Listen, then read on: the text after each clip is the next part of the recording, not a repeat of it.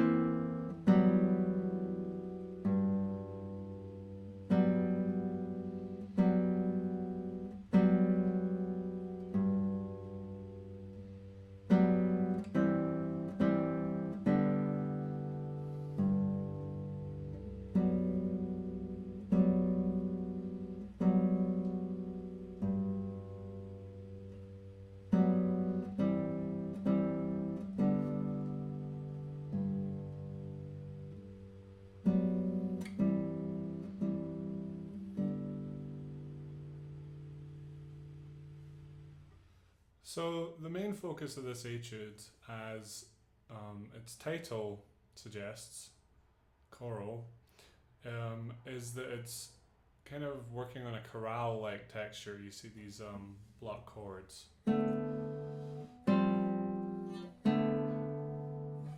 Not the same harmonies, but in the similar styles you might find in a Bach chorale or any other kind of chorale.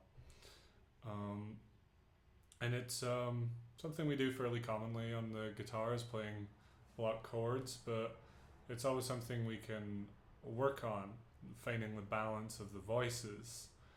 And this piece kind of poses both challenges of playing equal voices and also later bringing out a voice, a lower voice, as you see towards the end of the second line, the second last measure there, the bass line starts to be indicated as a new voice, so then you have to bring that out.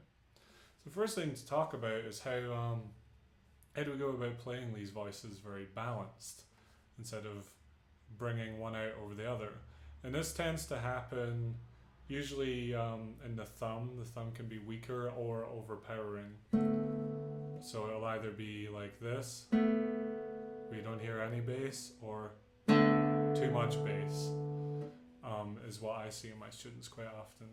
So the first thing you want to work on is just trying to find that balance, and it's finding an equal grip across all the strings.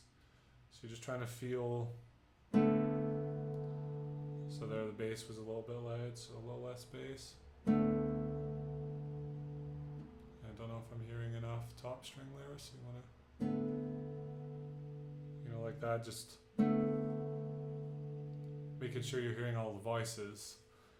Another good thing you can do to work on this is to emphasize each voice so you know what it sounds like, so that then when you try to play it equally, you know what you're listening for.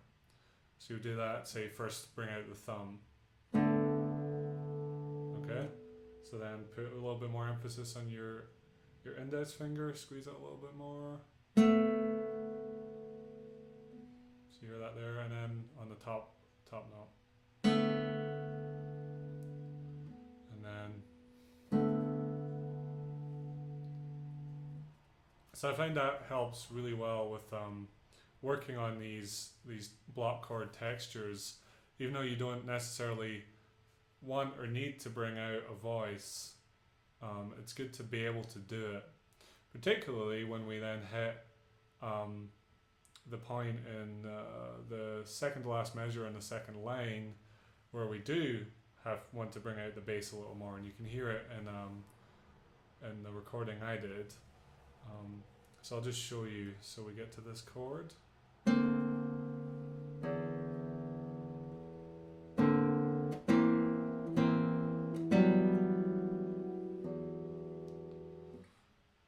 So there we want this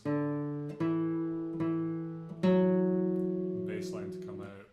So just going to do that work again, bringing out the thumb over the top notes.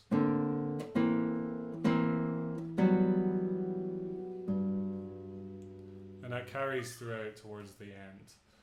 So the next challenge posed by this is the rest indicated in each part, where you have to do some kind of dampening to stop those notes. So for example, the rest indicated in the low bass part, or the eighth note rest before you have those eighth note patterns. So how do we go about doing that? Well, we'll look at the upper part first, with the fingers and the chords. The best thing you can do is just to plant. So we dampen by planting with the right hand before we play. So if I play the second measure, you can get an example of this.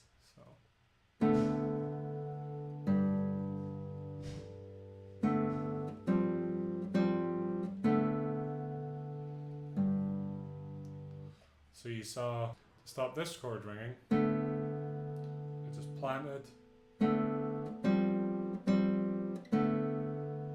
like that. And one thing you want to watch for is getting the strings at the flesh of your fingers and not the nail. Because if you plant and you get some nail on there, you're going to get that noise. So then we have the challenge of dampening these bass notes. And you can do that either by planting your thumb, which you have to do with the open strings. But what you can do when you have these G's, the stop note, is you can just lift the finger up. So I'll show you again measure 2, just this time watch what this finger is doing.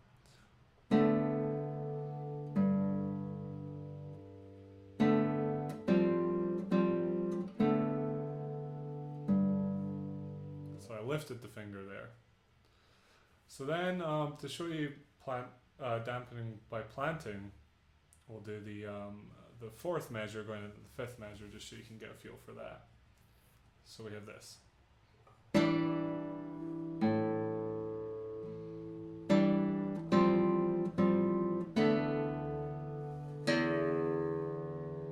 So you see there, I just brought my thumb down after I played the chord. So you have a little bit of ring over the chords, but that's just kind of a commonly accepted drawback of this technique. Just wanted to talk about a few musical things that are in this piece. I don't really want to talk about the dynamics because they kind of fall into the same vein as what we discussed last week. You have diminuendos marked, some clear contrasts.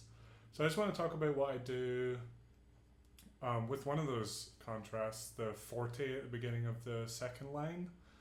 You probably heard I go to kind of metallic ponticello, while I was using a more kind of natural, closer to tasto tone for the rest of it. So you hear, so we have this chord at the start, normal, and then I go here.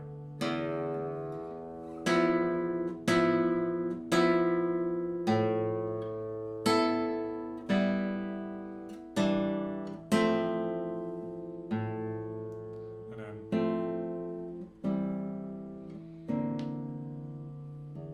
move back over. And other than that, just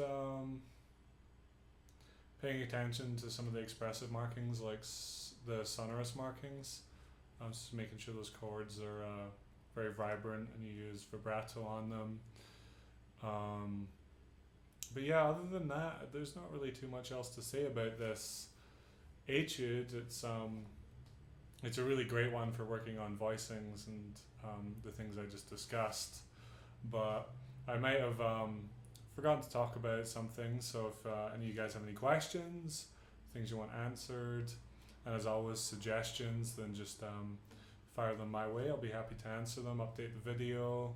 If any of you are inspired to learn a piece or incorporate some of the ideas I've talked about, please post your own videos and link them, put them as a response. You can follow me on all the social media outlets, Facebook, Twitter, here on YouTube. You can subscribe, go to LinkedIn. I'll put all those links in the description. You can head over to my website for a blog post, just kind of writing out what I say in here, and just check out some of my other posts on there. I post there pretty regularly with some of my thoughts and things like that. So yeah, I'll see you all next week. Thanks.